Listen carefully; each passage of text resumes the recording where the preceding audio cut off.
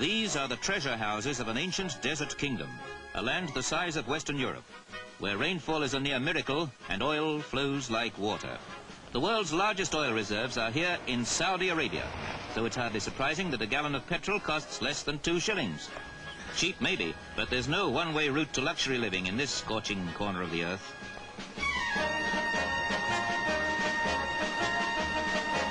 Saudi Arabia, despite its potential wealth, is a country that needs help and guidance.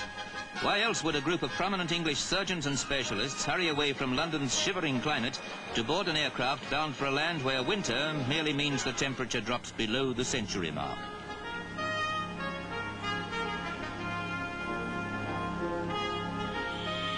Organised by the International Cultural Exchange, the visit is designed to advise and encourage the still inadequate Saudi medical service, and whether it's a hospital in London or the capital Riyadh, the urgency for expert attention is just as great.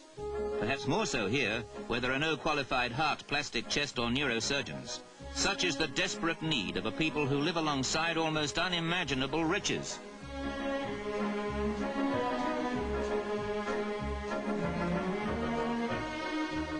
Eye infections are so common that operations are often performed in the patient's home.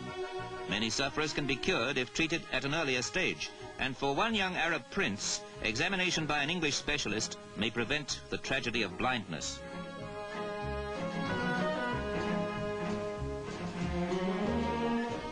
Prince or pauper, the queue of patients is endless. Operations are performed not only to save lives, but to instruct and encourage Saudi Arabian doctors to stamp out some frightening diseases in a country where many adults die before they're 40. Even to get a prescription, patients must first buy a bottle at the curbside.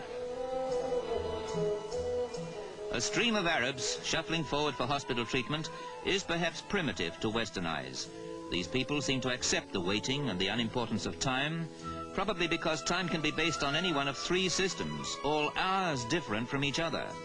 And that's only one frustration for the traveller. He can get lost in a maze of narrow, high-walled city streets where time seems to have passed by altogether. An innocent game in a dusty street can be a threat to health, yet children seem to ignore the dangers out in the thirsty heat.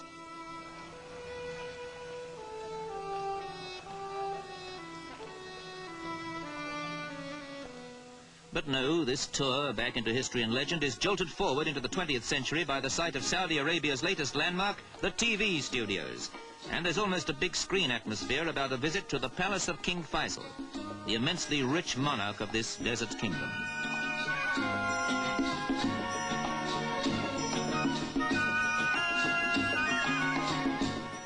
Today, the man who has absolute power over his 5 million subjects is meeting the doctors who have come to help his people.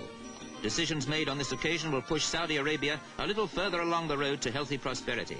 But the Bedouins, who now go by lorry instead of camel, still eke out a frugal existence from the unfriendly desert, as they've done for centuries.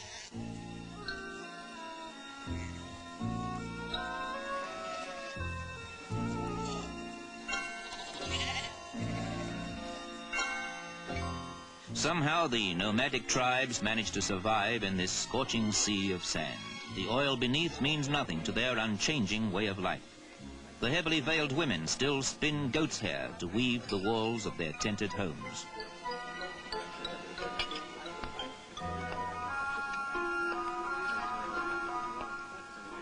The Bedouins are a fierce, proud people, often resisting attempts at resettlement. They wander across an uncharted wilderness, ignoring the extremes of temperature. Tribal customs are always upheld.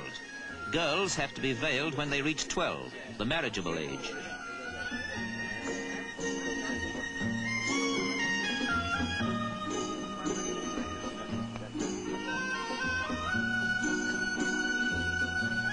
There is, of course, the high-style Bedouin life tasted by the off-duty doctors.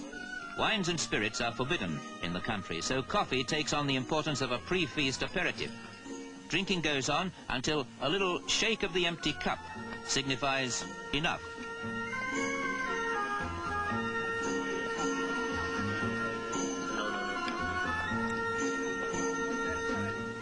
All the Bedouin courtesies and rituals are observed. You take off your shoes before sitting down to a communal dish of roast sheep dressed with rice and whole chickens. the idea being to tear away at the meat and roll it into balls of rice. A feast fit for a king. But this time it's Prince Abdullah in the place of honor.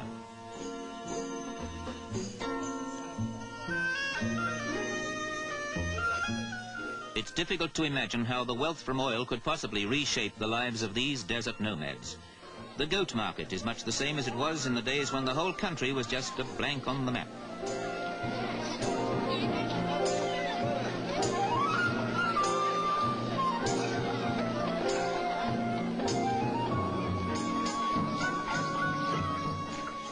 It might not be everyone's idea of super shopping, but there's certainly no better place to collect a few tasty desert lizards for supper.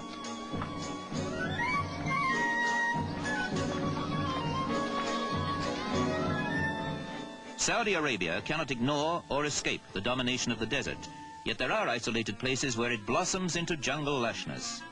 An oasis like this, carefully irrigated, can produce root crops and a rich date harvest.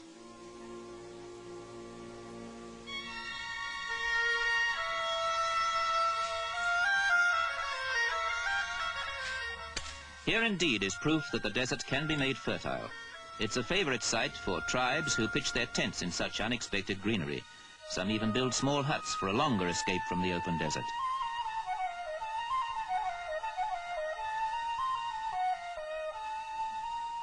Modern civilization has edged in as well, because among the swaying palms is a swimming pool, and that's no mirage.